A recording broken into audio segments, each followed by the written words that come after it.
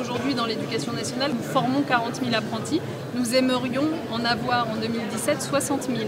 Et pour ce faire, nous avons d'ores et déjà pris des décisions importantes, notamment le fait que désormais, dans tous les outils d'orientation, d'information, d'affectation après la troisième ou après le bac, dans ces outils apparaîtra désormais l'offre d'apprentissage aussi.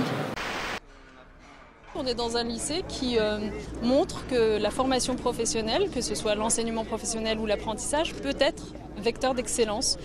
À l'occasion de son déplacement dans l'établissement, la ministre a annoncé une nouvelle répartition académique des réseaux d'éducation prioritaire construite sur la base de critères objectifs. On présente souvent l'éducation prioritaire comme de l'ordre du rattrapage, c'est-à-dire en fait venir corriger les manques, les lacunes d'un certain nombre d'établissements.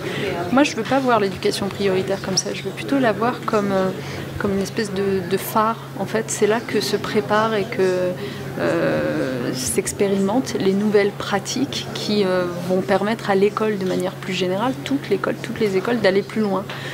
En tout, c'est 1 millier de réseaux qui bénéficieront d'une aide de l'État pour que les enseignants aient du temps de formation, qu'ils aient du temps pour rencontrer les familles, qu'ils aient du temps pour travailler en équipe et pas seulement seuls face à leur classe, pour que les élèves soient accueillis dès le plus jeune âge, c'est-à-dire même avant l'âge de 3 ans, parce qu'on sait que beaucoup de choses se construisent à ce moment-là. Bref, pour que les élèves soient mis en condition de réussir. Nous avons par exemple en cette rentrée scolaire 77 500 nouveaux étudiants qui jusqu'alors ne bénéficiaient d'aucune bourse, qui en bénéficieront désormais. Je vous rappelle que l'année dernière déjà nous avions fait ce même effort pour 55 000 nouveaux étudiants, ce qui porte en réalité aujourd'hui à 135 000 le nombre d'étudiants nouvellement bénéficiaires de bourses depuis que nous avons accédé aux responsabilités. La deuxième mesure importante qui devrait les aider, c'est la caution locative étudiante que nous avons eu l'occasion de présenter avec Geneviève Fioraso il y a quelques jours pour tout étudiant de moins de 28 ans qui recherche un logement, qui ne dispose pas de garant. Et bien désormais, il sera possible de bénéficier tout simplement d'une caution et d'un garant qui sera l'État lui-même.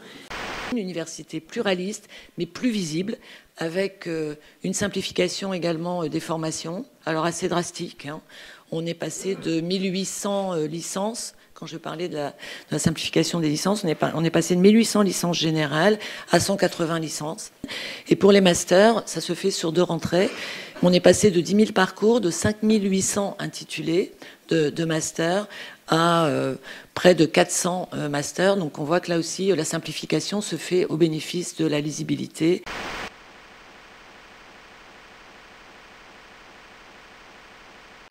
Il y a un constat qui est fait depuis des années, c'est que le redoublement est assez inefficace en termes de résultats des élèves concernés et qu'il est démotivant pour beaucoup d'entre eux qui, avec un redoublement, en réalité, intériorisent l'échec plus qu'autre chose et que, par ailleurs, il est coûteux, ce qui importe aussi. Ils ont d'ailleurs, dès le plus jeune âge, un retard scolaire qui n'est pas pris en charge. Et nous voulons le prendre en charge, les aider, leur donner des cours de soutien. Donc, pour répondre à votre question, limitation du redoublement. Limitation.